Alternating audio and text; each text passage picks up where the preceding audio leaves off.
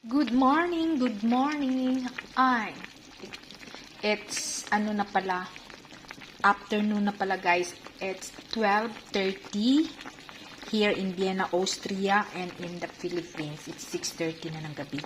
So ngayon guys, malamig na naman guys. Ngayon umuulan guys. Kaya napag-isipan ko magluto ng sinabawang pork ribs.